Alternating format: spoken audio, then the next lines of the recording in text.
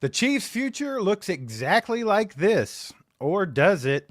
Me and Mike are both going to do our first official Chiefs mock drafts. If you give a rat's ass, let's talk about it.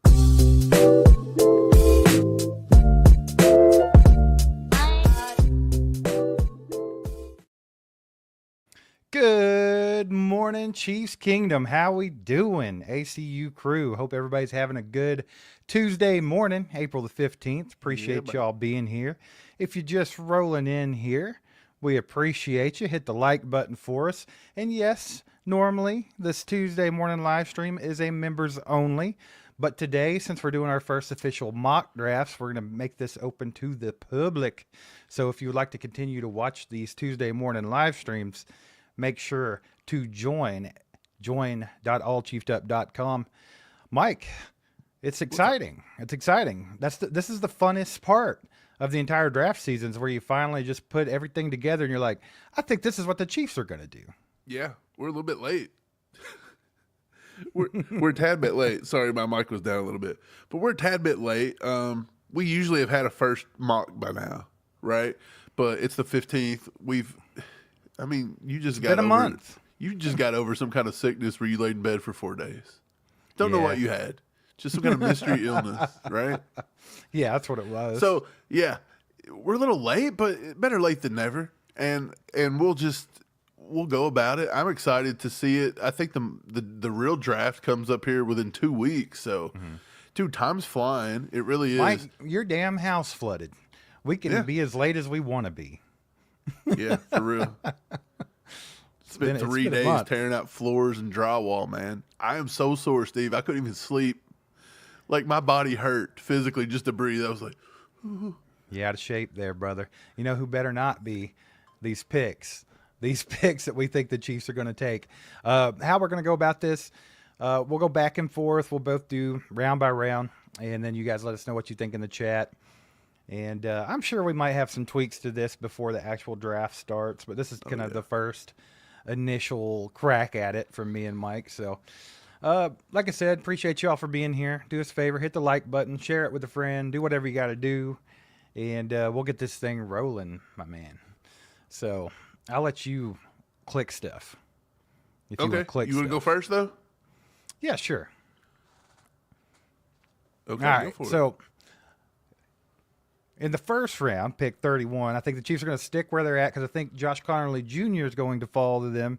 I think that's going to be too good for them to pass up here, and I think they go ahead and take a shot at their tackle. You'll notice this is kind of a theme throughout, but we know what Brett Veach likes to do when he has a glaring problem. So I think that's the reason why I took this in the first round here.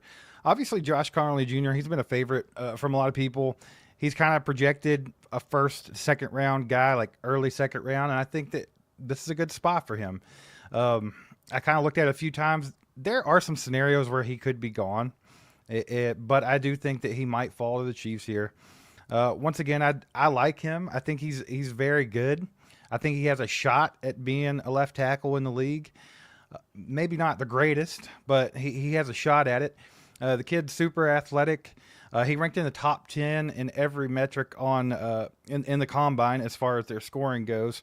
He was 6th in production, 7th in athleticism, and 5th in total score. 6'5", 311.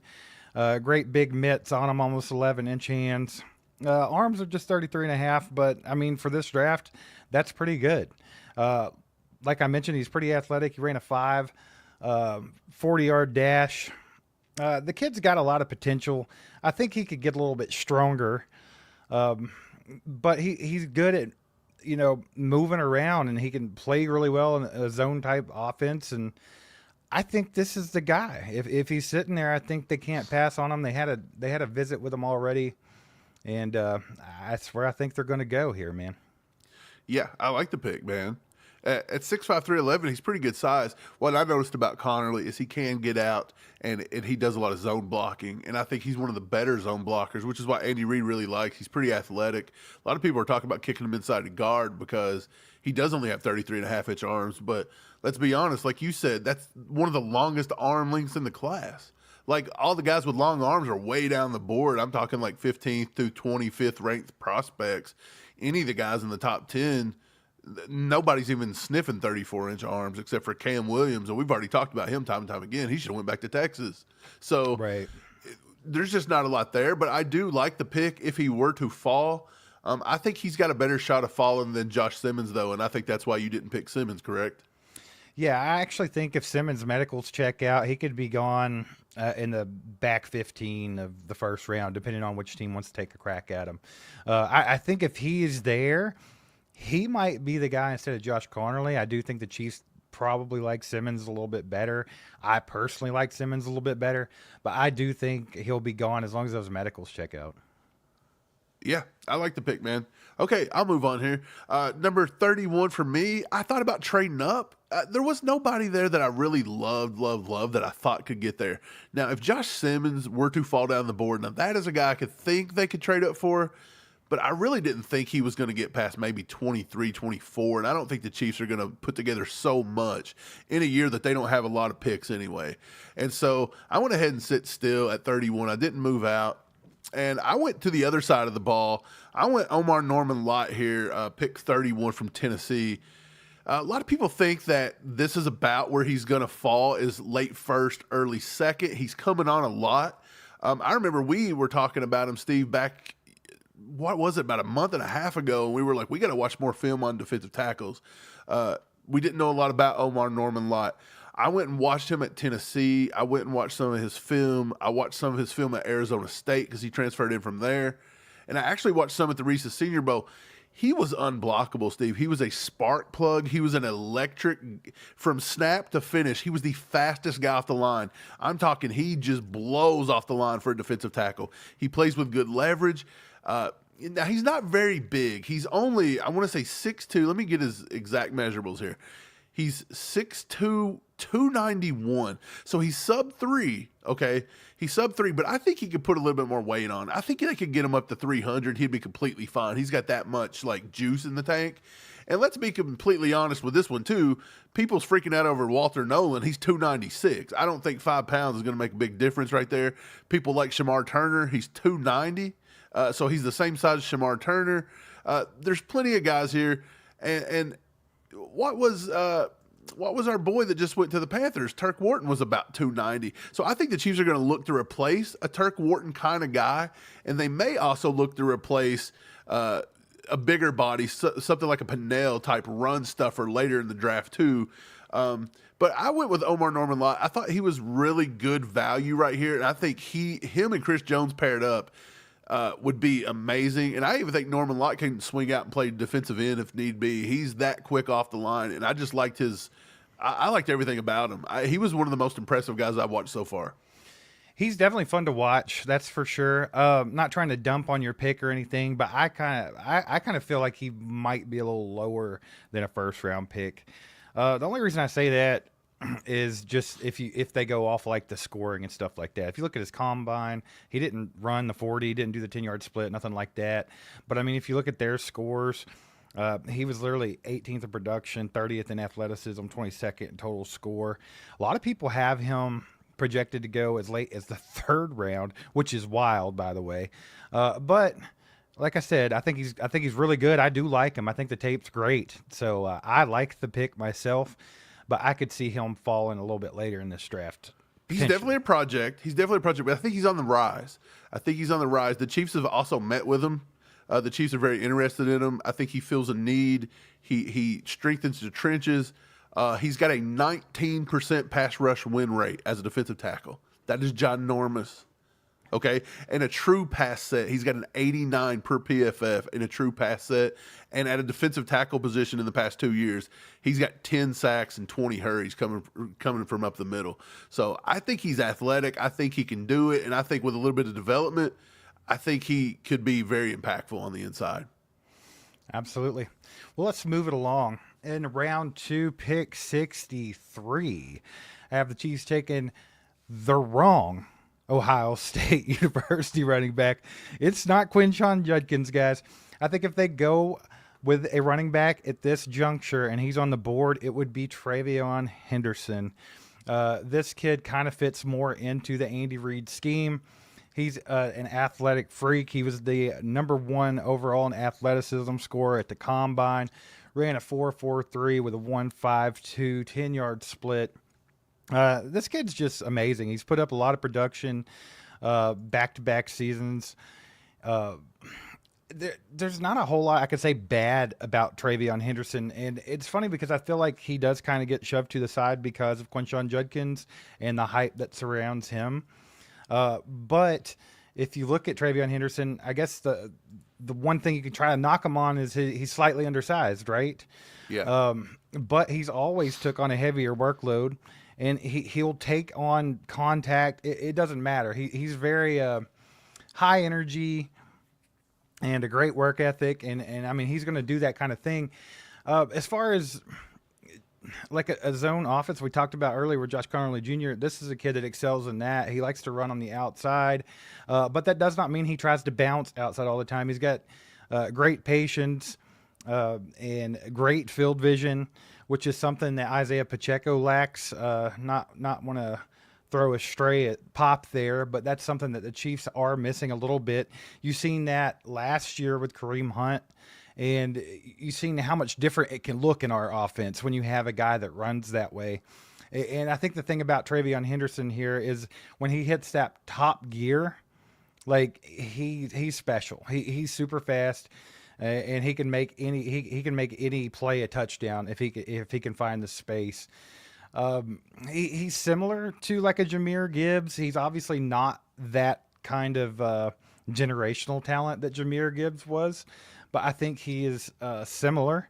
And I also think if you want to like comp him to like an NFL player, a lot of people have him comped to like Aaron Jones, which I think is fair, except for I think that he probably has a higher ceiling than Aaron Jones had coming out of college. So really like the Travion Henderson pick here.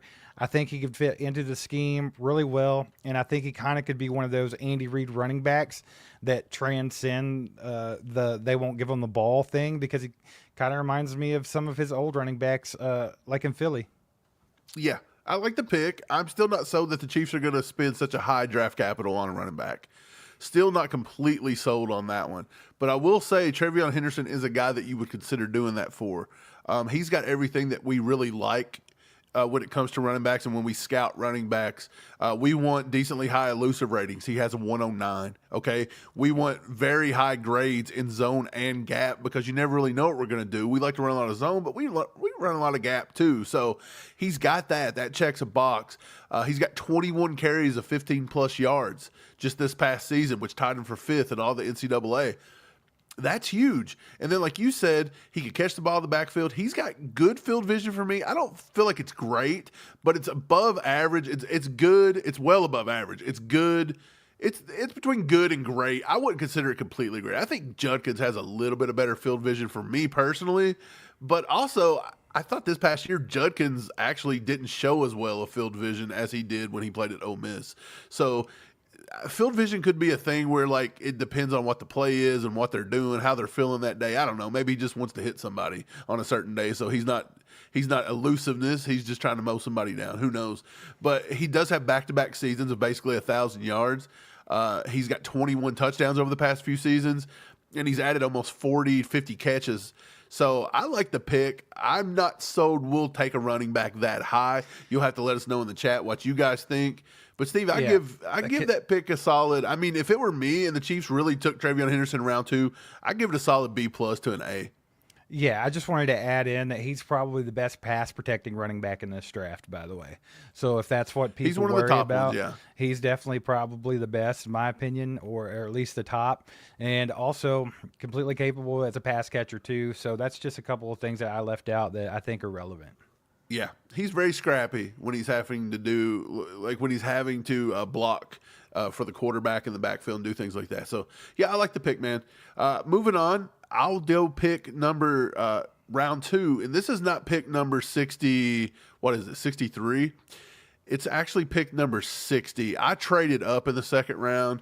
I felt like history kind of repeats itself sometimes with Brett Veach, and they traded up last year for a tackle. Maybe they do it again because you don't know if he's going to get taken. I addressed the defensive tackle. Let's take the offensive tackle. I went ahead and took Ariante Ursery out of Minnesota here, and I traded up with Detroit. I give up, I think, around 5. It wasn't around 5. What was it? It was around 4 to do this. So I thought it was decent enough to try. I think once you get past Ariante Ursery, you are very much in a land of pure speculation. And honestly, I think Ariante Ursery is speculation as well. I think he is a massive, mammoth human. Like, there's no doubt about it. I think he coming at the combine weighing 330 some odd pounds, 6'6", 331. But he was athletic. He had a 5.01 40-yard dash and a 1.75 10-yard split. And at 6'6", 331, if you can run a 1.75 10-yard split, that's pretty crazy. He also added a 30-inch vert, and he's got 33 and 1/8. So a little bit shorter arms than even Connerly. Something about these dudes, when God was handing out offensive tackles this year, Steve, he forgot the arms. I think he just said, we're not going to do the arm length, you know? We're going to give them a little belly. They We ain't gonna give stunted them no their arm growth length. somehow when they were children. Something Yeah. around that time. Something happened with the Yeah, arms. I like Ursery though. He stayed at Minnesota a long time. He didn't in the era of transfer portal. He stuck with Minnesota for 5, 6, 7 years because, and I say that it was a long time. He actually done some stuff within the football program, I think, before he actually started playing football there. So he played all of his years. He is from Kansas City, Missouri. So he's a hometown kid.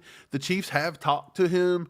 I do believe that they are interested because Minnesota does run an outside zone running offense, and his run blocking is very, very good. If he gets his hands on you, he is strong enough to destroy you. He will pancake the crap out of you. His footwork for pass blocking is a little bit slow, but he does have an explosive opening step, if that makes sense. It's so hard to see. Sometimes I watch his film and I love it. Sometimes I watch it and I'm like, he needs some work. But isn't this what all this comes down to, man? If you're not getting a tackle in the top 10 picks, you're eventually going to have to coach these guys up and develop these kids. So Ariante Ursery is a massive human. They like that. I think he could play the left tackle position. He's got a good shot at playing left tackle. I think after Ursery, Steve, you're taking a huge gamble on anybody else being able to play a left tackle position consistently in this draft. I just don't see it down the board. And there's limited things he has to work on. I think he plays a little too high. He bends at the hips a little much for me, but I've seen that in a lot of these guys. So I just think he's got the size. He's got good hands. He does have an explosive first step. He's a great run blocker. He's going to destroy you, and he's pretty good at keeping bull rushes. You're not going to bull rush a guy that's 331, and I think that's one thing that's kind of hindered the left tackle position for the Chiefs is we go up against these defensive ends, and they'll bull rush us and get to Mahomes way too quick, right? And that's been happening since the Orlando Brown Jr. days. And so I think this guy could prevent that. Again, I think he may have tapped out. I don't know how much he's got left, but I think the floor is pretty high here. And so if he's coached up properly, and Andy Heck ought to be able to do this, this kid's got a shot to play left tackle. You have faith in Andy Heck after all this time. Well, here's my thing. You took Kingsley last year, and if we think he goes to guard, if Ursery could pan out as a left tackle, that would be a monstrous left side of your offensive line. And if all else fails, he's got a good shot at playing right tackle on the other side, and maybe you can let Wanye play, maybe Wanye does something, or maybe Wanye or Kingsley. Somebody's probably going to have to go if you can't step up and take a position at some point, right? So, I think you just got to keep strengthening the trenches, man. That's where you win. And I think Ursery in round 2, you got to get him, in my opinion. This is the last guy on the board I think that could come in and play left tackle. Right. Well, I think he's exactly what you said he is. He's a giant project, right? The kid's super raw, just with a lot of strength. He shows a lot of promise, I suppose. Got a high ceiling, but his floor is definitely low as well. So I think it's just another one of those swings that Brett Veach tends to make sometimes that definitely can end up in misses. So it's kind of a scary pick, especially using a second rounder on it. But like you said, it's a pretty good drop off after him in the draft. I think there's a couple other ones that they've taken a look at there, but I think he's the last one that you could hope could be Right. a starting left tackle in this league. I'll also add, eventually. Steve, he had 2,200 snaps since 2022 with the Minnesota Gophers at left tackle, and he's only given up Gophers. 5 sacks in 2,200 snaps. So not bad. He's only allowed 6. So just in 2024, he only allowed 1 sack, 1 hit, and 10 hurries. And actually, those 10 hurries was the most he's ever allowed in a season. His previous 2 seasons was only 8 hurries apiece. So as big and massive as he is, and some of the limitations he does have an uncanny ability at 331 pounds to just blank people out like the frickin' sun. Right. You know what I mean? Like, he's a huge guy. Like, it's tough to get around him. Real quick before we move on to the next one, me and you talked about this the other day, but a lot of people bring up Andy Heck, and maybe he's not developing these guys. Maybe he's not that great that people like to make him out to be such a great offensive line coach. Maybe he's not that guy, but we also talked about something else. Maybe they're just not good at scouting offensive linemen. So that's something to think about as well, because, I mean, a lot of things go into play, the fact that they just cannot hit on one in the draft, and they've taken a lot of swings. So I think you have to look at all aspects of that. It could be a lot of different things, but there's definitely an issue there. So just something to think about. But let's go ahead and move it forward, man. In round 3, pick 60. No. Yeah, 66. Is that right? Yeah, Alfred Collins, defensive tackle from Texas. So this is where I think the Chiefs addressed the defensive tackle thing. So we've basically addressed the same positions in just 2 different orders, right? Sort of. And I went this route because I feel like Alfred Collins could potentially be my favorite in this draft. So this is kind of not necessarily a my guy. I'm not like sold on the kid, but I do like him a lot. Sometimes you look at these pictures of him, you see that 95 there, you see that big grin on his face sometimes, and it reminds you of somebody that's familiar. But he doesn't exactly play like Mr. Chris Jones, but he would be a great compliment. Alfred Collins, like if you look at his pass rush grade, his grades against the run and everything, it's just off the charts. The kid's insane. He's not going to get a lot of sacks. I think he only had like 2 last season, but he absolutely destroys a pocket. And he can definitely push that pocket back and make someone like Chris Jones' life a lot easier. And I think that's what he needs beside him, is somebody that can help wreck that thing. Yeah, it's been awesome with Turk Wharton. I thought Turk Wharton did a great job last year, but we're talking about a different kind of guy here with Alfred Collins. He's a lot bigger than a Turk Wharton and some of these other guys that we've talked about.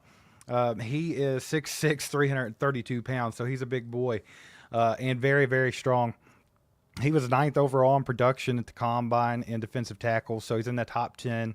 They have him projected as a round 2 pick, so I think he could fall to this pick, though.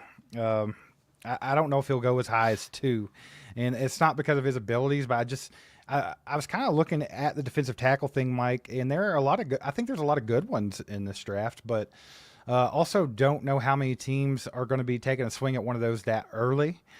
So I think he could definitely fall to this position. But just a perfect body type, well-proportioned frame, crazy length. He responds instantly. Like, he's quick off the snap. I think, like, he's his best if he's allowed to, like, stack blocks and man his gaps and stuff like that. And that's definitely something that we need up there. Of course, we have Mike Pinnell, but he's getting a little older, right? And he's just been 1 year. Brett Veach has been 1 year in him. So we don't have our other run stuffer anymore. I can't think of his name. Derek Noddy. They finally moved on from him. So this guy kind of, to me, does 2 things. You get that guy that can stop the run, but you also get a guy that's going to elevate your pass rush. And one other thing that I really like about this kid is he always got his eyes up. He's always aware where the ball's at. He had like 6 or 7 batted balls last season, which was the most in NCAA. So he's always paying attention. And I think he's got a high upside as well. And I think if you get him in there, get him with Chris Jones and some of those other guys we have on the defensive line, I think that this could be a very, very good pick for the Chiefs. Kind of reminds me of like a Javon Kinlaw or someone like that. And I don't know. I just like Alfred Collins. I think this would be a good fit. I like the pick. I thought Alfred Collins, when I watched film, he was one of the ones for me that moved up and down the line from edge to interior. And I thought he'd done a lot of what Spags. He looked to me like a Spags type of guy. Like, he was one of the only ones that looked like that, because a lot of the times I was seeing almost like my first pick, Omar Norman Lott. I felt like he was a tweener, right? But after losing Turk Wharton, I do feel like they may double dip here. And that's why I was comfortable taking him. But I'm with you. Alfred Collins kind of prevents the double dip because he can do both. So if you want to go that route, I think that's a good route to take. Alfred Collins, I really liked him. He has a decent pass rush win rate. It wasn't as high as Norman Lott. I want to say Norman Lott was like 16, 18%. His pass rush win rate's only 7%. And he's only generated 3 sacks in 2 years. And then in 2022, he had 0 sacks. So he's came on a little bit, but he doesn't give a lot of sack production. You don't necessarily need that from a defensive tackle, though. At 320 pounds, you're wanting somebody that just eats blocks and stuffs things. So I think he does a very good job of that. I think you mentioned that he bats a lot of passes. That's a big one. He does get a lot of hurries, so he don't get a lot of sacks. But that's what I'm saying. He definitely collapses a pocket on our team quick, yes. which is going to help the rest of our pass rush tremendously. Yeah, in 2024 he had 17 hurries, and in 2023 he had 18 hurries. Those didn't really convert into sacks. But, I mean, if you're breaking down a pocket like that, you're allowing everybody to get home otherwise. And then, like I've mentioned time and time again, he's very much versatile up and down the line. He played 146 snaps in the A gap, 300 in the B gap, and he played 130 outside over tackle. He actually played a 9 technique 20 times this year. So the dude's lining up in the middle in the A gap versus the center, and he's lining up in a wide 9 technique versus the tackle and a tight end out there. So he can move up and down the line. I think that's very Spags-esque, being 6'5", 320. This is a pick that I could see the Chiefs maybe looking at this kid, and I think 3rd, 4th round is probably where he falls.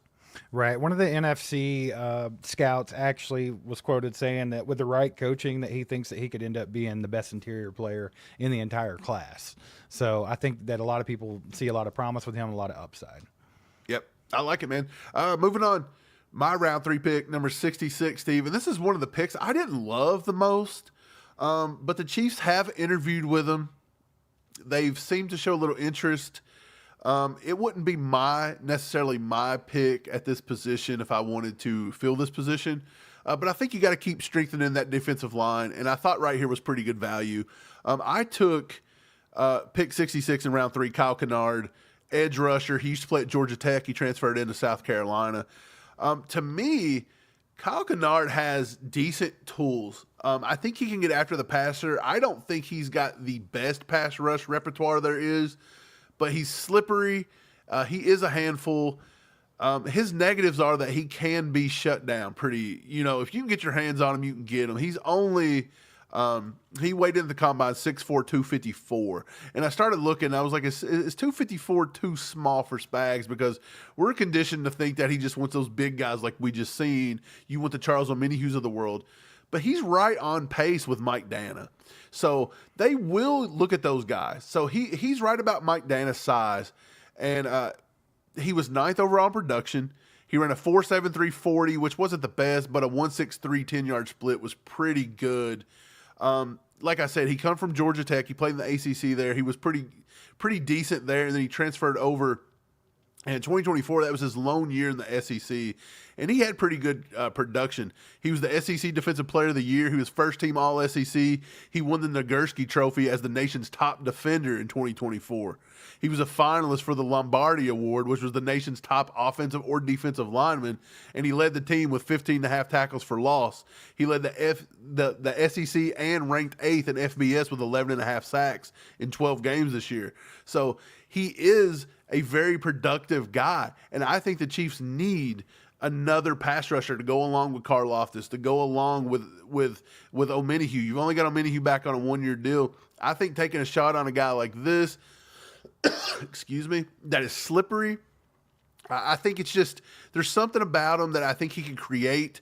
Lance Zierlein actually comped him to DJ Wanham, who just got paid. The Vikings, I think the Vikings drafted him. I don't remember who signed him in free agency. He may have went back to the Vikings, but I don't remember. But actually, I like the comp pick there. Again, I think he struggles to get around bigger guys. Sometimes he doesn't diagnose the play fast enough, and he doesn't shed all that well. So in the run game, not the greatest, but at the same time, again, this is all technique. You've got to learn this stuff.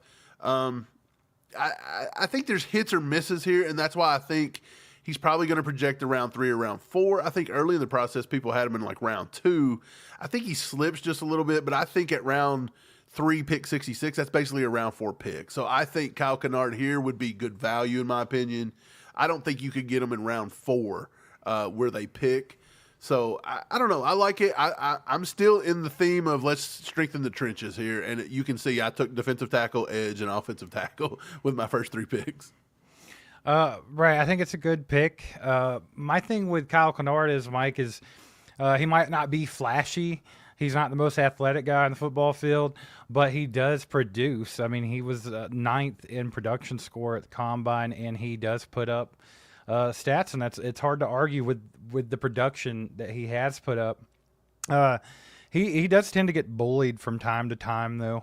So I think he could definitely he's got some room to make up there as far as strength goes, especially taking that jump from college to the NFL. But good size, 6'4". I think you said 254. I mean, it's a pretty good size, and pretty close to where Spags likes his guys. And like you said, he's kind of reminds me of a Mike Dana type player. So I think for the value here, I wouldn't be mad at it. I think he's got a little more pass rush juice than Dana does, though. I think he's a little bit better as a pass rusher.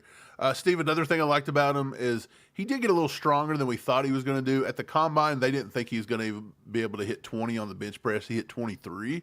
So he actually came in a little stronger than we thought. And another thing I liked, since all these guys have short arms on the offensive tackle, this guy's got 34-inch arms coming at you as a defensive end. So he's going to make first contact. So he's going to make Ariante Ursery's life living hell. No, Maybe. I'm just kidding. Ursery'd probably throw him a mile. But yeah, at 254, Ursery eats bigger plates of eggs and bacon for breakfast. Yeah, good pick, though. Good pick. Real quick, before we move it along here, man, I hear a little bit of a train rolling in, buddy. Let's go, baby. We got our boy Peter Ortiz in the house with 5 gifted memberships. Appreciate you, Peter. Let's go. If you got one of those memberships, make sure to thank him in the chat. Appreciate the support, brother. Hope you're doing well. And then, good grief, back to back, he had to hit us with a freaking 150 nuke, baby. Peter, Let's that is go, amazing, Peter. Brother. Let's go. Everybody show some love to Peter in the chat. Showing your boys some support here. He says, love you guys. Great content. You've done your homework. Get home soon, Mike, and stay strong. Appreciate you, man. Yeah, appreciate that, Peter. It goes a long way. And just love the show of support. You're freaking awesome, brother. Yeah, I appreciate that, Peter, man. It's been rough here in Kentucky, Steve. There is a lot of flooding. Like, a lot of towns are completely flooded out. I was seeing pictures of cars floating down the street in Frankfort, which is our state capital. We got an aerial view yesterday of our the water is receded out of our city right now, but it was up. We got in our house yesterday. It really hit about the 3-foot mark. So it was a little better than we thought. We thought it was going to get to 4 feet. Surprise, surprise. But it got to 3 feet. It ruined everything. We've had to rip out all the floors. We've had to throw our furniture. I mean, I'm talking like everything. It's down to the bare bones. Everything you couldn't get out, yeah. Yeah, it's down to the bare bones. We've had to do all the work. It sucks. It really does. And, dude, it looked like a zombie apocalypse in our town. Like, our entire town's coming in and, like, everybody's stuff sitting on the side of the road. It's a sad thing to see. And, dude, it sucks. But this is happening all over. Kentucky's not the only state, but Kentucky's getting hit pretty hard. So, I don't know. It means a lot, Peter. Appreciate you, brother. And hopefully I'll get out of this Airbnb pretty soon. Heck yeah, man. Our boy Sam Lofton, been a member for 14 months now, said, did you guys scout Jalen Travis, the offensive tackle from Iowa State? Yes, sir. Sure did. Said he's 6'7", 335 pounds, 35-inch arms, and his pro comp is Jordan Mailata. He's player number 99 on CBS's big board. I did watch some Jalen Travis tape, Sam, and we'll talk more about him later on. But definitely intriguing prospect there. And a big guy. We talked about some of these guys having short arms. He absolutely does not. He's a specimen. So, yeah. And speaking of that, let's move it along, Mike. We'll go on to, what is it, round 4 now? Is it round 4? No, you've got another round 3 pick. Do I? We both do. We got round 3. That's right. We got 2 round. I forgot. We get 2 round 3 picks. Isn't Yeah. that beautiful? Thanks, L'Jarius Sneed, who, by the way, is in some trouble. We'll talk about that later, too. But round 3, pick 95, I have the Chiefs taking Anthony Belton, offensive tackle from North Carolina State University. Why did I have the Chiefs taking him? Well, because he's projected a 3rd rounder. He's an enormous tackle, great power, long arms, bulldoze, cleans roads, whatever you want to do. What do you want to call him? Call him that. He'll do it. Insane run blocker, super strong, just pushes guys around, roughs the rushers up pretty good. He's got some work though, right? He's another project type guy, but this is also somebody that the Chiefs visited early on, had this guy come in. So they like what they see with him. He was a top 10 in production in the offensive tackles in this draft. He ran a 5.26, 1.82 10-yard split, so pretty athletic for the offensive lineman as well. Super wide frame, slows rushers down. Just a upper body, super strong. He does need to time his punch a little bit better. He's a little inconsistent there. He lacks a little bit of body control here and there. He's like literally the typical guy that just needs some good coaching. And I know that we talked about this and how we don't necessarily, as a fan base right now, completely trust Andy Heck and our offensive line coaches. But this is a guy that just needs polished up a little bit, to be quite honest about it. He has all the tools, and it's just got to be put into place. I just really like him for the value here. I also want the Chiefs to, hey, you have a problem at offensive tackle, right? So what does Brett Veach like to do? Let's double up on offensive tackle. I had Connerly Jr. in the 1st round. Let's take Anthony Belton too. That gives us 2 guys to play around with here and see who develops and who can do what. And the beauty about the offensive line is, Mike, is that these guys can move from side to side, and a lot of the guys can move into guard and stuff like that. And right now, I feel like even though the Chiefs have missed on their tackle as far as Kingsley Suamataia is concerned, or Wanye Morris, maybe they didn't miss as far as a right tackle or a guard or something of that nature. So I think you can always find some value in offensive linemen in a draft. And I think the Chiefs will continue to take swings at that because we just talked about the other day, Mike, people think that they've completely failed Patrick Mahomes by ignoring the offensive line and not getting him the proper protection and things like that. So I think they want to continue to prove a point in these drafts that they are investing in the tackle position, and I think that's what they're going to do. So I like I said, this guy's not like a sexy pick. It's not something that everybody's talked about, but this is something that the Chiefs have talked about, and it's a guy that they've had in and they've had serious discussions with, and I like him for this pick right here. Yeah, I like the pick. I thought he looked pretty good at the Senior Bowl. When he was doing one-on-ones with certain edge rushers, I thought he looked pretty good. 6'6", 336. He's pretty big. He's got ideal size to play left tackle. I just don't know if he's got the footwork to do it. Like you mentioned, though, I do think he could play right tackle in this league. And I don't think you can always just – we kind of got in trouble with that last year when Andy and everybody just kind of dubbed Suamataia the left tackle. And he really didn't have a lot of competition, and they didn't give him a lot of reps in the preseason, and then he gets his butt handed to him like we thought he was going to do, rightfully so, right, by Trey Hendrickson. And so I think you can't just say, well, we don't need this guy because he can't play left, he can only play right, and we've already got a right tackle. Well, we're not so sure. So you're not sure who's going to be good at something. I think you've always got to keep investing in it. And I like the pick. I do think he can play right tackle. I think his footwork's a little slow. I think his hand placement's a little sloppy when it comes to like playing left tackle. But I did see a lot of stuff. He was one of the guys that I actually liked. He was on my short list for not really a my guy, but maybe somebody that could surprise you out of the tackle class. Right. So when I seen that you pulled him out in round 3 here, basically a round 4 pick, I like the pick. I do like the pick, and I think we're on the same direction with what we've been doing so far.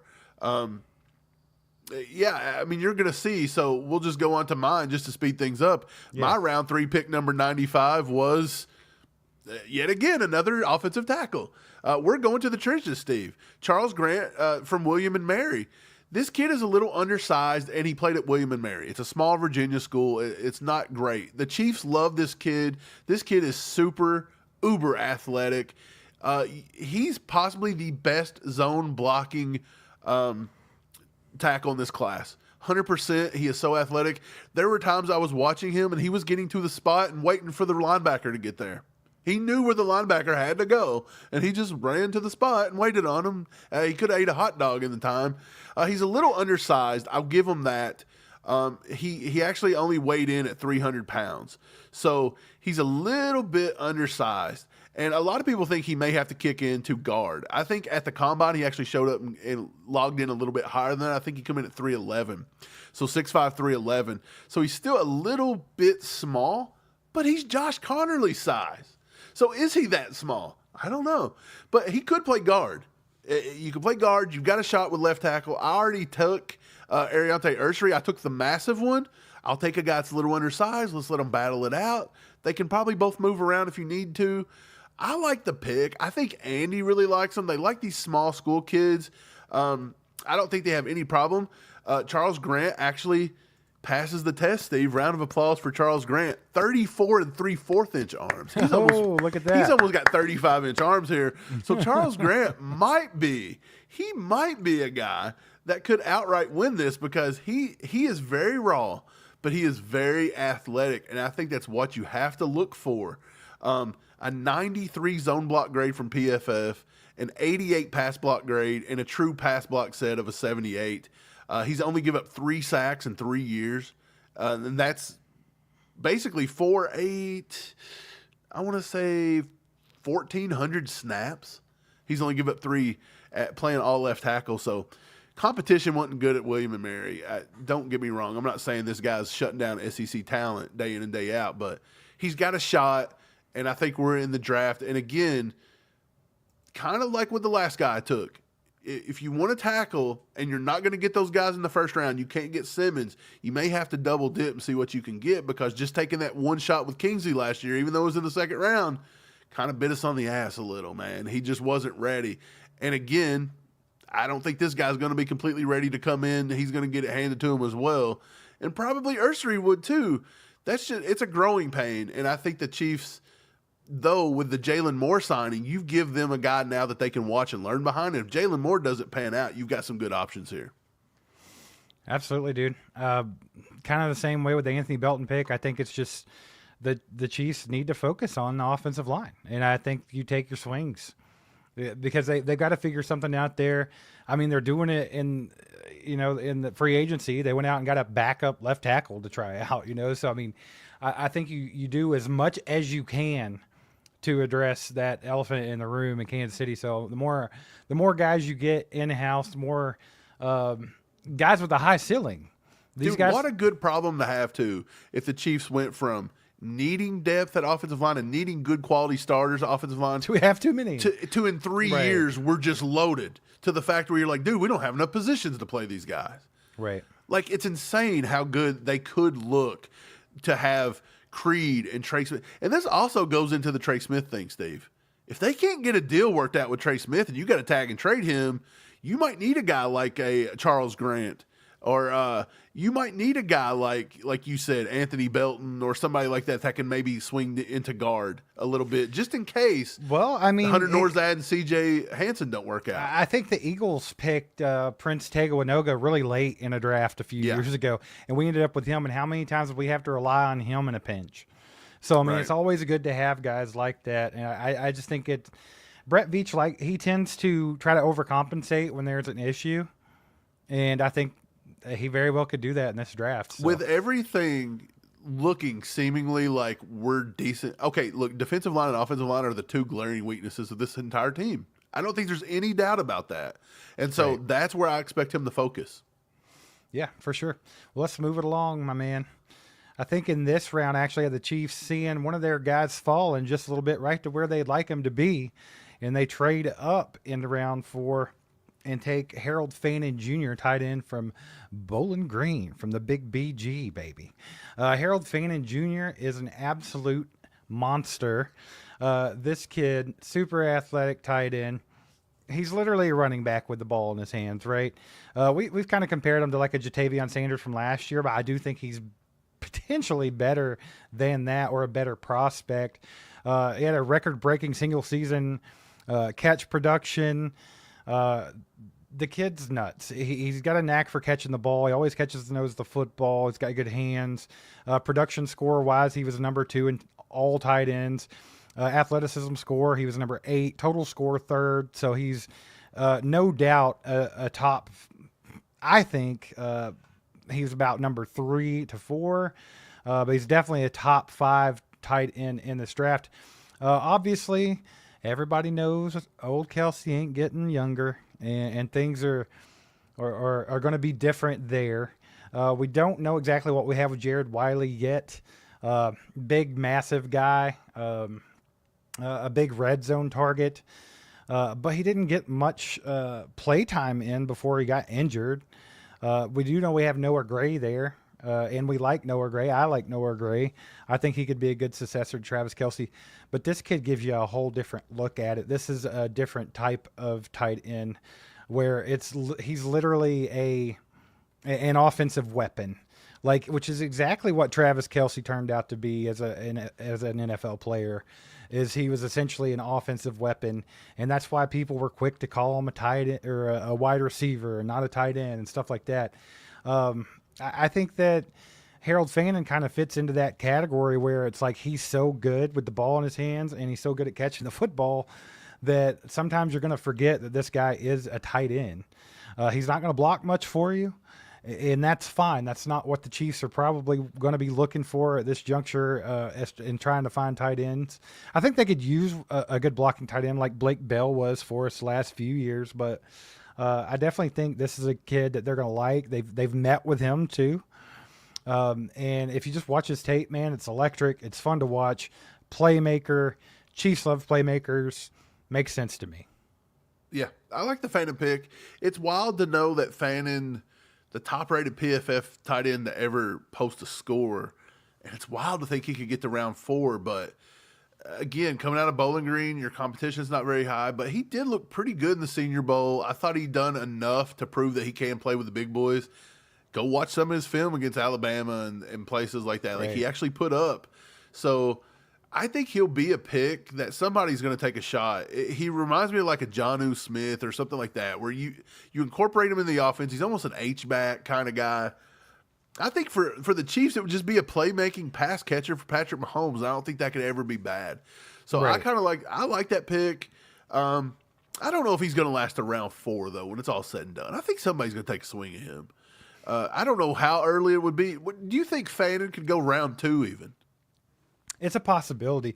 When I was actually doing this exercise and doing the mock draft, that's kind of why I traded up and took him at this point, because I feel like the Chiefs, if they see him still on the board at the end of the 3rd round, early 4th round, they might jump up and try to take this kid, because I think he's very, very good. Like, very, very high ceiling. Now, his floor could potentially be low.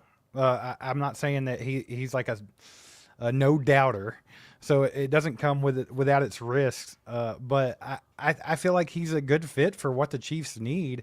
They tried to do this kind of thing with like Jody Fortson, and the kid couldn't stay on the football field, right? They like those playmaking tight ends that can do that type of thing. And the thing about it was, when Jody Fortson was healthy and he actually got some snaps, you've seen plays be made between him and Patrick Mahomes. So I just think you get Patrick Mahomes, like you said, it's never a bad thing to get him an offensive weapon. And I think this is one that could be not necessarily a diamond in the rough, because it's not like people don't know about Fannin Jr., but I think for where you could get him in the draft to what he could potentially be in the NFL, it's pretty good upside. Right. So I don't have a round 4. I traded that away to be able to move up. So we have to go on. We don't have a round 5, so we're going to round 6. My round 6 pick number 196, Steve, and you just kind of mentioned the guy, Jody Fortson. I think we continue to look and try to find more weapons for Mahomes, and potentially just more guys that's going to be around the offensive defensive line. Mike, you would almost think we were brothers or something, the way we've been picking this. Pretty much. Jalen Conyers, man, out of Texas Tech. Again, they've talked to him. They like the way he looks. I think this is a sweet spot for Conyers in the draft, is round 6. I wouldn't go earlier than round 5 on Conyers, in my opinion. I don't think he's shown enough, but at the same time, somebody could. There's always that possibility. I believe it was wasn't it Eric All last year out of Iowa that I think he had a lot of injury history. I'm talking like broken back or something. He had like 17 different ACLs. And I remember the Bengals jumped up and took him in like round 3, round 4. So somebody will always do something like this. But I really like Jalen Conyers. The Chiefs have looked at him a few times. They've talked with Jalen Conyers, I believe. And I like him. I don't love him. But again, at this point in the draft, Steve, he's just got to come in and show that he can develop into something. And I think he's got those Jody Fortson-esque qualities. Coming out of Texas Tech, Patrick Mahomes' alma mater, 6'3.5", 260. He ran a 4.74, a 36-inch vert, so he's pretty athletic, a 1.62 10-yard split. He's just got good NFL size. He's got good he's got decent quickness. I want to say he's faster. Yeah, he's faster straight line, in my opinion, than he is quick. And who does that remind you of? Kind of like Kelsey in a way. Like, Kelsey's not quick or fast. He looks like he's in quicksand all the time. Conyers is pretty. I mean, he's pretty athletic, though. Yeah, he makes you miss, but yeah, I think Conyers is athletic. I would say he's probably a little more athletic than Kelsey, in my opinion. He was third ranked in athleticism, scoring the entire combine for tight ends. But see, when you watch it on film, it doesn't really pop out immediately. It doesn't. He's not a flashy player by any means. It doesn't really do it. But he does. He can add yards after the catch. He's got good size. I think his vision's pretty good when he gets the ball in the open field. I think he's got pretty good vision. I don't know. I like Conyers. I don't love Conyers, but I think at this point in the draft, since the Chiefs have spoken to him, now, will they do this? I don't know. I don't know if they're looking for another tight end necessarily, because they just locked up Noah Gray. You just drafted Wiley, but again, Wiley's coming off an injury. Kelsey's getting older. This is a possibility, and so I went ahead and just swung with it. He scored really high per PFF the past 3 years. He had an 81 in 2022. So he's been targeted 50 times each year. He's got 30-plus receptions in each year. He's got over 300 yards in each year, and he's got 10 touchdowns in the past 3 years. He can block pretty well. He scored an 80 in run blocking. He only dropped 2 balls this year. I think the kid's fine. I think they'll look at, if he were to fall this position, it would not surprise me. I think Jalen Conyers would be a pick right around this time. And again, he's a contested catch guy. Throw it up, let him go get it. Let's let Mahomes be able to throw the ball a little bit. Well, I think Jalen Conyers is kind of one of those to keep your eye on anyway. He's projected as low as the 6th and 7th round. But if you look at his combine stuff and his production and everything, he's pretty much top 10 across the board. Yeah, he could get somebody could jump up, like I was saying, like with Eric All. You could see this kid drafted in round 3, round 4, and it wouldn't surprise me. Definitely needs polished up. Like, that's the thing, but I think there's a lot of potential there. Good run after the catch ability, a big guy. He's not the easiest to take down. He has a good build up speed. He can beat linebackers down the seam. I think he's like a sneaky one. The Chiefs have talked to him as well. This is another guy the Chiefs have talked to. So they've showed some interest in Jalen Conyers.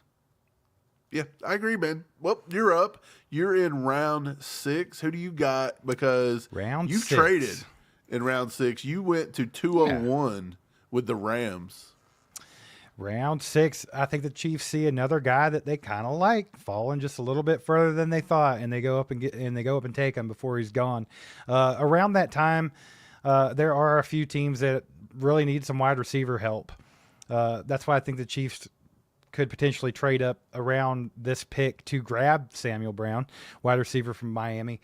So Sammy Brown, that's what I'm going to call him. Sammy Brown, not Sammy Watkins, but Sammy Brown. We did another Sammy wide receiver. Right. Great NFL size. I mean, he possesses the NFL size and length and everything you want from a receiver. He's good at reading coverages. He's adjusts the routes in the zone, which is something the Chiefs value a lot. He plays with a physicality at the top of his route when he needs to. He plays with loose hips. He can flow in any direction. Super fast, super athletic. The kid ran a 4.44 40-yard dash with a 1.52 10-yard split. The thing about Samuel Brown, Mike, that I think the Chiefs would value is just the raw athleticism. He doesn't have like the greatest production in his college career, but his athleticism score was 4 out of all wide receivers in this draft. And if you think about that for a second, it doesn't seem like wild, but at the same time, when you think about just bring up any 5 receivers from this draft, and it feels like that miles away you're going to talk about Sam Brown Jr. You know what I'm saying? So, like, you got this kid that's just kind of sneaking around that's got some of the best athleticism out of any wide receiver in this draft. And the Chiefs have brought him in for a visit. They've shown that they're interested. They want to know what he's got to offer. And I think he's got all the tools and all the intangibles to maybe be something in the league. Like I said, he's got the size, the route running, all that good stuff. And of course, the God-given athleticism. Shows really good instincts in space. He got a pretty good route tree. I think if there's anything to knock on him, it's the production. I mean, he scored. It's kind of his age and production, right? Because this is a guy that played college for 5 years. That's the only thing that made me think like maybe the Chiefs wouldn't. But at the same time, the more I look at what how high the ceiling is for this kid and how low he could fall in this draft, because this guy, honestly, I'm saying we trade up in round 6 to go ahead and grab him before someone else does. There's a possibility this guy goes undrafted. Yeah, there's a UDFA possibility with him. So, I mean, if he does go undrafted, I think it's absolutely somebody the Chiefs would jump on. But I do think there would be more than one team that's going to see good NFL size, crazy athleticism, top 5 athleticism out of the entire draft. And if you think back to it, the Chiefs have drafted guys like this before, Mike. Demarcus Robinson. Yeah. Which everybody knows. Everybody wanted D-Rob back, right? Which is wild. But this was kind of his MO, right? Like, this kid was just a crazy athlete, and the Chiefs took a shot on him. And they tend to do that from time to time. And I think literally if the only thing that you can come up with is, man, this kid could be a little more creative, right? He could be a little bit more creative to get open, or he just didn't have the production in college. Like, but if that's the only 2 knocks you got on a guy, I think you have a lot of potential there. And I think that's what the Chiefs do. They go with the potential on this one in the upside and go ahead and grab a wide receiver because, Mike, we've talked about how they have to keep staying young at wide receiver. They have to keep taking their shots at wide receiver in the draft. I think it's just smart because it's definitely not a position that we like to pay a lot of money to. And we've seen that over and over again. So I think in order to keep that where you want it to be, you've now hit on Rashee Rice. You've hit on Xavier Worthy. You hope those 2 can stay healthy and have a good long career, or at least up until their rookie contracts are over. But I think you got to keep that pipeline flowing. Yeah, look, Travis Hunter, Ted McMillan, Egbuka out of Ohio State, those guys didn't do anything at the combine, right? So you don't have 40s and 10-yard splits and verts out of them. Luther Burton didn't do a vert, and Matt Golden didn't do a vert. So we don't know what their scores are there. So if you exclude all those guys because they didn't do some measurables, and you look at every single person that did measurables, Sam Brown Jr. is one of 2 that is actually, I'm sorry, I misspoke. One of 3 guys that is elite across the board, okay? Only Jalen Noel, Ty Felton, and Sam Brown Jr. were elite across the board with all this. I think Jalen Lane was right there too. So I don't want to misspeak. I'm not 100% sure, but I think Jalen Lane may have been there. So it may have been 4. But still, he's one of the top 4 guys, right? He had the highest. He tied for the highest vert out of anybody with Jalen Noel at 41.5. And like you said, a 1.52 10-yard split, that's on pace with Jamar Chase. That's a Jamar Chase 10-yard split. That's a Tyreek Hill 10-yard split. So that is very good athleticism from a guy that's 6'2", 200 that you said has potential to go in round 5, has potential to be UDFA. Where's he going to fall? I think the Chiefs may look to replenish some wide receiver here. I think you have to keep building that. And I like the pick. I do like the pick. And like you said, they've talked with him. I don't think I didn't draft a wide receiver. If I would have drafted a wide receiver, Steve, if I wouldn't give up the pick for Ariante Ursery in round 2, I planned on taking a receiver here as well. And that's what's funny is because me and you had pretty much the same draft, and we didn't coordinate on this. We did this totally separate. We wanted to do it separate for once. I was going to take Ty Felton here, and I thought that Ty Felton is going to eventually get into the 2nd or 3rd round. A lot of people do not believe that. They still don't believe it. Steve, they argued me last year when I said the tight end out of K-State was going to do it. And I still believe Ty Felton, when it's all said and done, will be a round 2, round 3 pick. I don't think he's going to be available in round 6, and that's why I traded it away, because I was like, I'm not going to take a wide receiver. I'm not going to take him when I need other players here. So this is the thing. I wasn't going to take a wide receiver in the first 2 rounds, and so Ty Felton was the guy. I thought Ty Felton fit.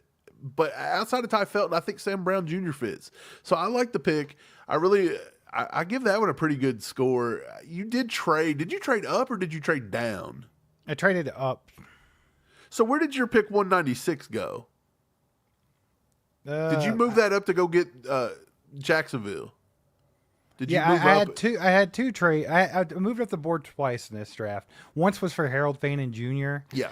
And then another one was for Samuel Brown. Gotcha. Okay, man.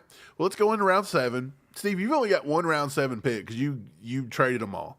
Yeah. I managed to keep all 3 of my round 7, so I'll do 2. I'll give you your pick, and then I'll do my last one. So the first guy I took in round 7 at 226, and honest to God, I don't know how this guy falls this far, but everybody is projecting that now he's going to be a round 6, 7th, or a UDFA. I have no idea how. At the end of the day, I think this guy could go as high as round 3 or 4. We'll see. Ollie Gordon. The Chiefs have looked at Ollie Gordon. Ollie Gordon was the best running back in the country 2 years ago. He lost a little bit of weight.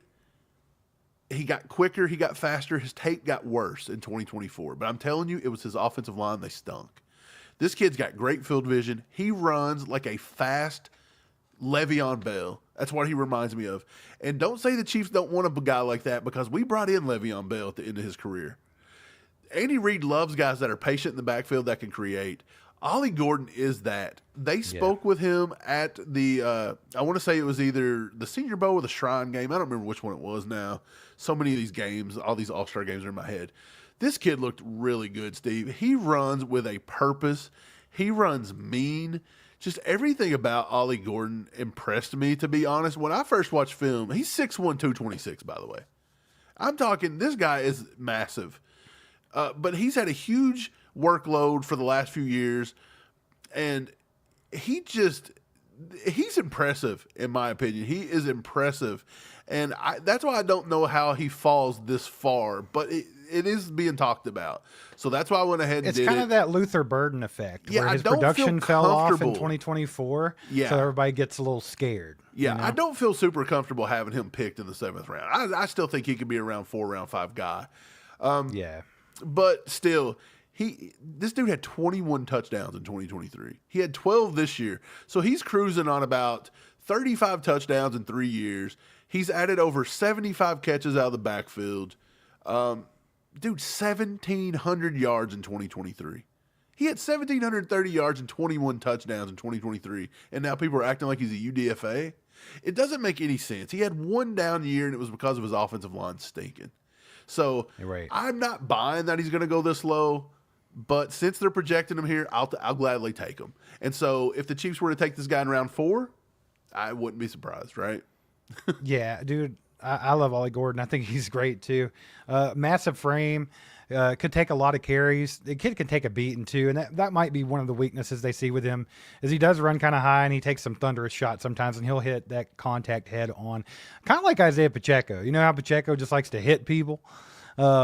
Like maybe that's a bit of a knock on him, but really I think the only thing that you can really say about the guy is his production fell off a little bit this last season. But even an NFC scout said he had bad quarterback play, he had bad offensive line, and every defense they played was keyed in on stopping just Ollie Gordon. And go watch his 2023 tape. Yeah. Just do that. Just skip last year. Don't even think about that. Go watch his tape when he had better quarterback play, a better offensive line, and he wasn't the only person on the team they had to focus on. And you put this kid on an NFL team, Mike, and that's not going to be the name of the game, right? He's not Saquon Barkley. It's not like, hey, we got to stop him. So, I mean, I think he could fit quite well into a lot of these NFL offenses. Like you said, a big guy, super productive 2 years ago, of course. He's not going to like wow you with his speed or anything like that, but he doesn't remind me of Kareem Hunt, but he's kind of got that vibe where it's like, he's not going to blow your socks off with the speed and athleticism and stuff, but the kid just knows how to produce. Yeah, I'm a big fan of Ollie Gordon. We actually watched some tape on Ollie Gordon here in a members only live one night, and the people in the chat loved him. Like, I thought he's a good pick. I like him. I'll move on to my next pick. Since I have 3 here, I'll just knock 2 out of the way really quick. At pick 251 in the 7th round, I took a linebacker. I took Shamar James out of Florida at pick 251. The Chiefs have also spoken to Shamar James. Shamar James can play all 3 linebacker spots. He can play Will, Mike. He can play he's got everything. He's got speed. He only ran a 4.7 at the combine, right? It was a little slow for what I thought, because when you watch him on film, you thought this guy was going to fly. Like, I actually thought he could hit like 4.5 speed. Maybe he just didn't run well straight line. I don't know. But if you watch his thing at Florida, everything they talk about, he's just a pure leader. He was the leader of the defense. He is violent. Like, if you watch some of his film, he will blow up a screen. He will run through an offensive lineman. I think he's really good at getting after the quarterback so they can put him on the edge and blitz him. I think he gives you kind of a little Willie Gay, and we've missed that a little bit last year. I kind of like it. I like Shamar James here. I don't think at first I thought maybe they were just blowing smoke, trying to do something with Nick Bolton. And then the more I watch his film, I really do think he could be a piece for Spags, Steve. They could really put him on the edge and let him go get the quarterback. He didn't score very high at stopping pass, in pass coverage. It wasn't super high, but he wasn't asked to do it a lot at Florida either. And he actually did have an interception. So he can do it. It's something that he would have to work on in the NFL, but his strength is just being physical, violent, and that's what we like. That's what we liked with Leo Chenal, right? So I think Shamar James would be a good addition this late if he lasts this long. I think it'd be a good addition just to throw in the linebacker room and see what he can do. Well, and of course, especially at this juncture in the draft, Mike, and something that you didn't mention is he's going to be a hell of a special teams player. Yes. And you need those. So Dave Tobe's going to love this pick as well. The kid does flash a lot of speed. He just didn't ever really get the recognition that he maybe should have deserved. So he's just not a flashy name or anything like that, but I think there is a lot of good stuff to him. And I'm with you. I think it could be somebody the Chiefs bring in, and he could play a part on that defense, or hell, he could just be a really good special teams player because you need those. Man, I watched one rep of him, and it's the one that really stuck out to me. And I don't remember who it was. It may have been against Kentucky, actually. But he comes in on a blitz, right? And he comes around the edge, and the running back tries to get in his way. And he just throws that kid about 10 yards and never loses momentum. I'm talking he hits him. The dude rolls 10 yards, and he just hits the quarterback with the exact same. It don't even look like he slowed him down a second. So it was impressive to see how violently he would get after the quarterback. And he's fast and slippery. And like I said, I was expecting him to run way faster than he did. So he's got the football speed, maybe not the straight line speed, right? Right. Well, Steve, you're up, man. Round 7, pick number 257. All right, and just like he always does, Brett Veach is going to take a cornerback in round 7, baby. He's going to take a look at Melvin Smith Jr. here from Southern Arkansas. Steve, the freaking Mule Riders. The Mule Riders, bro. The Mule Riders, baby. Mike, who don't want a mule rider on their team? Get him on over here. That sounds like a horned up sex position. Okay, have you ever tried the Mule Rider? I don't know if I love it, but I kind of want to find one of these jerseys now. Mike, I don't know if I would want to walk around with Mule Rider on my chest. That's true. I don't know if I'd want to do that. Maybe we're going to scratch this pick, Steve. Go ahead and scratch this one. No, Melvin Smith Jr., they brought him in on a visit as well. This is somebody that the Chiefs have looked at. A lot of other teams have scheduled visits with this guy. The reason why? Speed, potential. He flashed speed at his pro day, and it just made people take notice. basically just off of that alone, it kind of made him worthy of people taking a deeper look. He doesn't have the size that teams really want as far as height or length or anything like that. So that's the knock on him. He's just undersized. But he does appear to have that inside and outside potential. So he's not a one-trick pony. He's not just going to be a nickel corner or anything like that. He can do both. But he's going to need some technique, right? It's going to take some work. It's a 7th-round pick, right? I mean, we're talking Najee Johnson. We're talking Jalen Watson. Nick Jones, who doesn't even play for us anymore.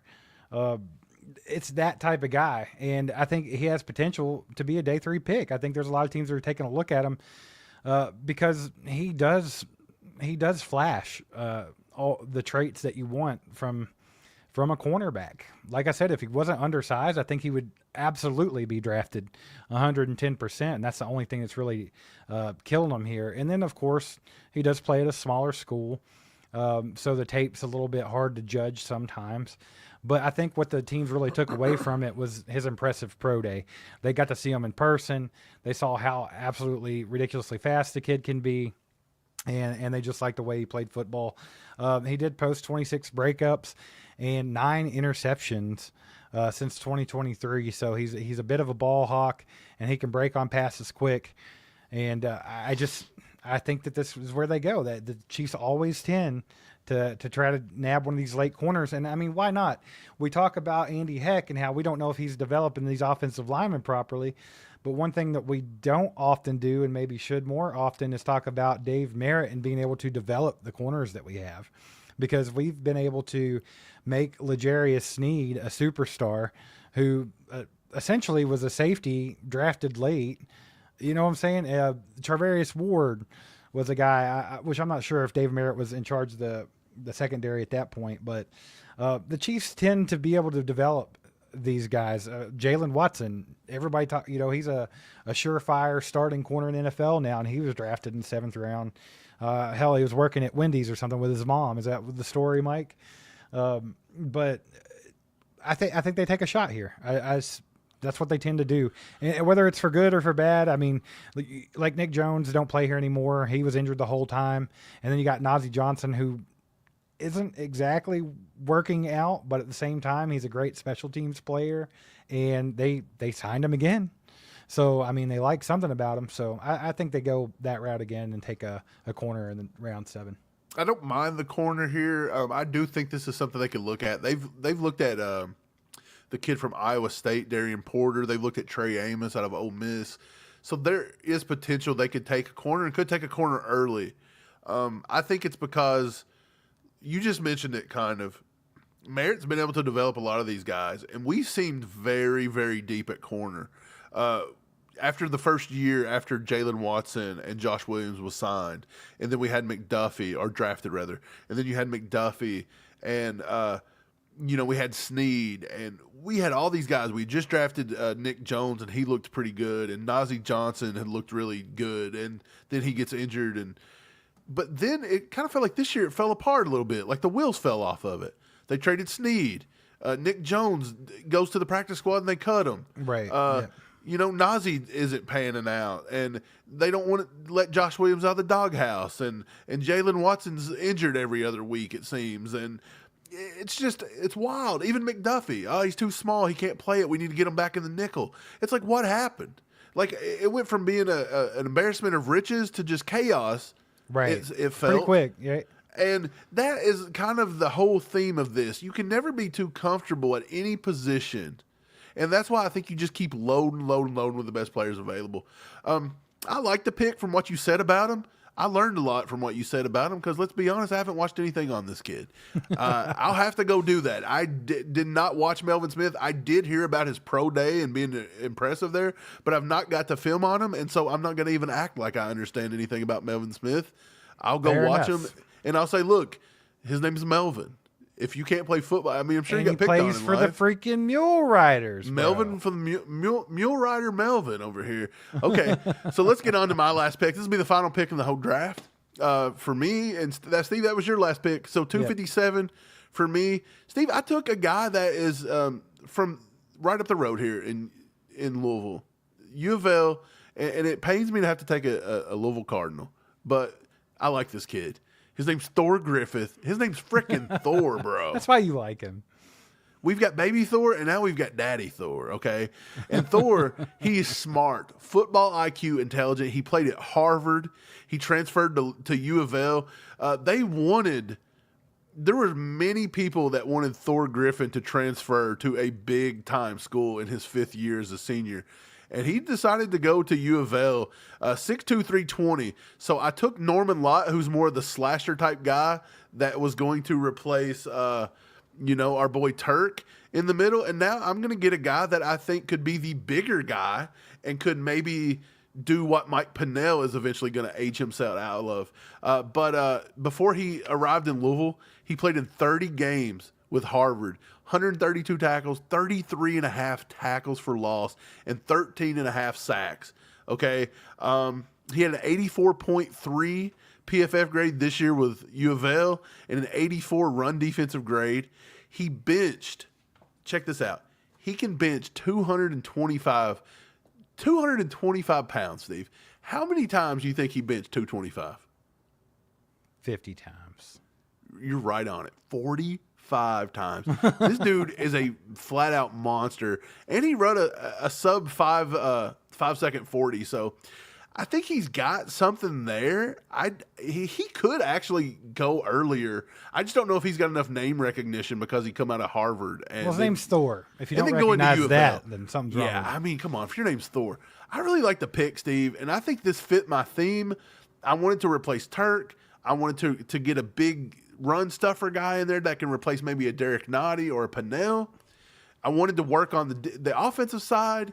And the only real playmaker I went and grabbed was Ollie Gordon. I thought wide receiver could have been done, and you ended up taking one. But I went ahead and took tight end. But you managed to get all of it in. So, yeah, man, give us a sum up of your draft, my draft, and what you think, what you would score it. Here, how about you score mine? I'll score yours. Okay, let's do that. You go mine first. Let's see, Mike. What would I do? You know what? I would give you a B. I'll stick right at B. The reason why I say B and not a B plus or an A minus, and this is a tough scoring grade. I think an A plus has got to be an absolute home run, right? A is going to be a killer draft. Isn't it hard to even score an A plus until you see what they do? Exactly. Like, you can't do that, right? I'm going to go B. I'm going to be a bit conservative. The reason why I'm a bit conservative is just because Omar Norman Lott at the first pick, it's not bad pick. I like the kid. I think he's going to be good or could be good. But I think there's a bit of a risk with that pick that early, just because of the drawbacks there. But other than that, man, you hit the holes that we needed to hit. I'm also not as big of an Ursary guy as you. That's why I opted to go a different route. So a lot of this is personal preference. But, I mean, if you take a look from the outside in, me and you had the same idea in mind. Like, absolutely, right? You took Omar Norman Lott in the first round to shore up that defensive line. I took Alfred Collins in the third round. You took Ariante Ursary in the second round. I took Josh Connerly in the first round. The only thing I didn't actually hit was probably edge rusher, but Alfred Collins could do that as well. He can move up and down the line. Charles Grant, you did the same thing I did with Anthony Belton. It's like double up that offensive tackle, keep swinging there. Jalen Conyers, we both took a tight end. I took a more athletic, offensive playmaker type tight end. You took a guy that's more of a standard tight end, but shows a lot of promise, hit top 10 in all metrics. And then Ollie Gordon, this is my favorite pick of yours, by the way, especially if you get him at round 7. This kid's fun, and I think he's the type of running back the Chiefs need on their roster. And then, of course, Shamar James. I think that's a smart pick there. They need a little bit of depth at linebacker, a good special teams player. And then, of course, you got to love Thor Griffith. If you just go look at him, you don't have to even watch his tape. Just go look at some pictures of the kid. He looks like a bully. He looks like he picked on everybody you know in high school, and he looks like he picks on everybody on the football field. Steve, so you got to love it. Thor picked on Melvin Mulerider, okay? Yeah. That's exactly what happened. So I'll give My you a B, 7th round pick picked on your 7th round pick. And that I give you a B, and that was being a harsh critic. Yeah. I'm going to give you the same grade. I think a B settles yours. I would maybe even go B plus with yours.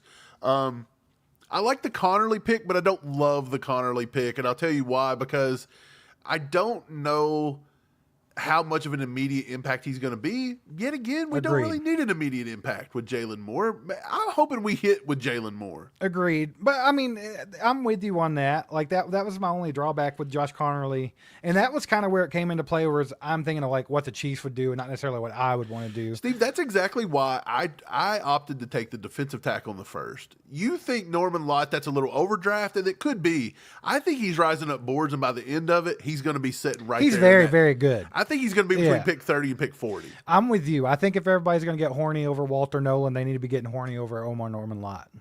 He's faster off the line. Yeah. And he is a spark plug. Yeah. But yeah, I like the Connerly pick. I didn't want to go tackle in the first round unless it was Simmons, and I felt Simmons was off the board. But I was between Connerly and Norman Lott. Those were my two guys. So you actually took it. I chose to go defensive tackle, so we kept on the same theme, but we did it in different rounds. This is where we differed. You took Travion Henderson. You took a halfback really early. Now I could see this happening because he is in the vein of the halfback that can stretch the field and be a home run hitter. And so I don't hate the pick. I would actually be decently pleased, and I would be very intrigued to see what Travion Henderson could do in our offense. Right. Well, just to explain my train of thought on that one real go quick. A lot of people, and even I'm sure a lot of the management and coaches think the same thing. Like, we need that home run hitter. We need a really good, like, top tier running back. Like, a lot of people are on that train. Like, hey, we've been taking these late guys. We haven't had a top tier since, the rookie season of Kareem Hunt. Man, we haven't had a top tier since Clyde, baby. It's like, right. And this is not a Clyde. That's the thing. This is the opposite of a Clyde Edwards-Helaire. A lot of people talk about, the drop off from Ashton Jeanty and Omar and Hampton down to the third running back in this draft. There is a bit of a drop off, but I think Travion Henderson kind of like smears that a little bit. It kind of blurs those lines because Travion Henderson's not that type of running back. You still have Judkins rated higher, though, right? I'm going back and forth. I'm teetering on those two right now. I did have Judkins at 3, but the more I look at it, and the more I look at it from like a Chiefs lens, I'm really liking Travion Henderson. And the reason why is he's that one cut and go, just crazy speed. He's a smaller guy, the crazy pass protector. He can do all the stuff that everybody loved Jerick McKinnon for. But this is like another type of athlete than Jerick McKinnon. And this kid is just a home run threat, and he's could be special. And that's why I took him. I like the pick. So you just said Clyde Edwards-Helaire wasn't a great pick right there at the end of the first round. Absolutely not. What if the Chiefs took Travion Henderson at the end of the first round? Would that surprise you? Would you hate that? I would not like it, but I would not be like super pissed off. I wouldn't. It's not like a Clyde Edwards-Helaire pick where you're like, why are they drafting a third rounder right now? It's not that. I think, how I've been saying Omarion Hampton at any other year would be the top dog.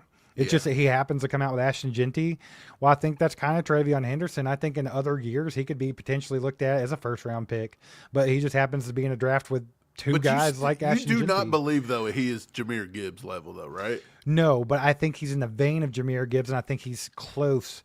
I just don't know if he's like a generational athlete like Jahmyr Gibbs is. I'm with you. I think if you want somebody that's going to change the game with speed, it's Travion Henderson. And a little dark horse, kid out of Tennessee, Dylan Sampson. Yeah, Just exactly. saying. That Kid right there can can do it too. Okay, so round 3, Steve, you took Alfred Collins. I liked Alfred Collins. He can play all the positions on the defensive line. He didn't have a lot of sack production, but he can collapse a pocket. Really like that pick. I thought he looked like a Spags guy. So I really do like that since I went ahead and took Norman Lott in the first. You got this guy in the third. This guy also was the only defensive tackle you took, I believe. So he kind of did both jobs. I double dipped at defensive tackle. Okay, so you went ahead and double dipped at your offensive tackle, though. Anthony Belton is probably going to be more of a right side guy. He could play guard, but he's going to be a massive guard at 6'6", 330. So that would be my one knock. I would say Anthony Belton's probably my least favorite pick that you picked. And it's only because I don't think he's got a lot of potential to play the left side. And you did draft a left tackle, Josh Connerly, and we've got Jalen Moore. So it feels a bit redundant unless you want to put him at the right side, in which that's completely fine with me. I'm fine with putting him at the right side. So I did like Anthony Belton. Thought Anthony Belton was good, and actually he was one that stood out during Senior Bowl stuff. And I was like, why is nobody talking about Anthony Belton? Like, he looks pretty good. So I think he's a little raw. I mean, he needs work. right, I do think he could potentially be a guard, or so maybe like if. So for example, let's say they tag and trade Trey Smith. Let's say they can't get something done with Trey Smith. Do you think he's kind of like a Trey Smith type of guy that he could be playing right guard there?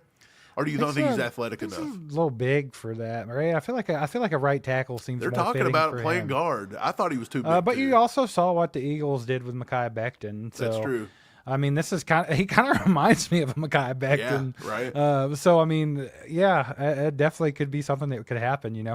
And that's the thing about the way our offensive line is structured right now, and the guys that they've drafted. We have a lot of guys that can play both of the positions. Granted, we haven't found one yet that can play to the level of being an elite left tackle, which is just, once again, guys, it's so hard to come by a Trent Williams or Laramie Tunsil or, you know, like these type guys. So, I mean, yeah, we haven't hit on one, but they're not going to fall in your lap. So, I mean, I think you keep taking your swings here. When you hear the name Laramie Tunsil, what do you immediately think of? Smoking weed out of a gas mask. I don't. I think of a fictional name. When I hear Laramie Tunsil, I think of Jeremy Tonsils. That's weird. I never right? even thought about that. It's like a horror movie character in a porn. Okay, here we go. You picked round 4, 126. You picked Harold Fannin Jr. I like that pick right there. I don't know if Harold Fannin Jr. is going to get to round 4, 126. I'm a fan of this pick. But this is why you did it. You felt that if he did fall, they would do it. Really like that pick. That's a sneaky good pick on your end. Round 6, you had Sam Brown Jr. Oh, Sammy, slamming Sammy. I like this one. I think he's got all the intangibles, but he could be a UDFA at the same time. But I do understand why you took the pick. I really like that. And then your final pick was the Mule Riders himself, Mr. Melvin Smith, cornerback from Southern Arkansas, SOARK. There was another guy I really liked out of Central Arkansas named David Walker, I believe. I really liked him. He was an edge rusher, but he's kind of small. But apparently Arkansas has got some of those. You gotta watch them Mule Riders, baby. Yeah, you gotta watch Arkansas them got down some whatever, man. No, but overall, man, I like it. I think we were on the same page there, which is cool because this was a little bit different exercise than last year.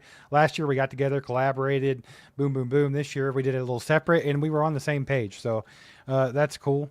And I think that the Chiefs are probably somewhere around that. It's kind of like you can hit a lot of holes and fill a lot of things that you need to do, but you can do it while taking best player available, and I think that's what the Chiefs want to be able to do. Shout out our boy Justin Flanders with the gifted membership. Let's go, Justin. If you got that, make sure to thank him in the chat. Appreciate you, buddy. Then we got a 2 from Peter Ortiz. He said 150 is not enough. Here's 2 more. And he says, wow, Thor and Ollie on the same team? Let's go. Why not? Randy Holland with a 10 bomb. Appreciate you, Randy. He said, hey, guys. Hello from Punta Gorda, Florida. And watch your mouth. Watch your mouth there. Enjoy your show. 21 years here from Raytown. Appreciate you, Randy. Glad you said something. Good to see you. I'm not sure if you've been around long, but if you haven't, welcome. And appreciate the donation, my man. It goes a long way right now. It's the dead depth, darkest of off season. We're over here. I'm trying to, you know, it's so off season. I'm over here like, man, I'm gonna have to get some extra ramen noodles for the kids this month. We said I could get a part-time job at Arby's. Yeah, it's getting a little sketchy in April. You know, this draft needs to hurry up and come around, right? No, but would appreciate you, Randy. Glad you're enjoying the show, my man. And then a 5 bomb from KC Chief Productions says, have y'all looked into Don Kedick? You get it. You got it. That's great. No, he didn't actually get me, but Kedick. I like Kedick. You know, he was my favorite. He was my favorite defensive tackle prospect outside of Chris Jones. Yeah, I mean he plays long, hard. Yeah, and he can Forced me to penetrate the reckon gap. You get that guy hopped up on some Blue Chew, and you're in trouble. Yeah. Kedick is I don't know. Where did he go to school? I can't think of the name. Alcorn State. Alcorn State University. There it is, man. Actually, Appreciate I think the 5-bomb, brother. actually Mike Keedick was on the Mule Riders. He was the mule. I guess, man. Well, dude, I had fun doing the draft. We'll have to do another one. We plan on doing another one. We also plan on probably live streaming the entire draft. Yeah, absolutely. I don't know how it's going to work. I'll go ahead and throw this out there. Your boy Steven forgot to about this draft and me having another job. Forgot about that, but it's going to work out. It's just going to be a little. Mike might be by himself for a few minutes at the beginning. Oh, no. You're going to be like Garth on Wayne's World when you're by yourself. Yeah, Sam says the draft's next Thursday. It's wild, isn't it? Is it really that quick? It kind of snuck up. Yeah. I guess it would be, wouldn't it? Like today's the 15th, right? So, dang, dude. Yeah, the 24th, a week from Thursday. So that means this time next week, next Tuesday, we'll probably do our final mocks then. Yeah, I mean, I thought this was a good first one. Honestly, I was really happy with the way it turned out for me and you. So I don't know if I'll venture too far from it, but I'm going to take a look at it and put some more thought into it. Yeah, I like it, man. But appreciate you guys being here. Appreciate you guys. Let us know which mock draft you like better, or if you like both, or if you wish we could just take every guy we took. Throw a Mike or Steve in the chat. Yeah, nobody really cares. I mean, it's a good little sibling rivalry now and then. Yeah, you know, don't inflate Steve's ego too much, though. Hey, I took the early running back, so if you guys don't like me for that, I think you did. No, I'm just kidding. Broke my microphone. Okay, man. Right. Well, appreciate you guys. We'll be back. Members only at some point. So yeah, man. Also, be probably a video tomorrow, Friday, Thursday. Look for a nighttime live stream.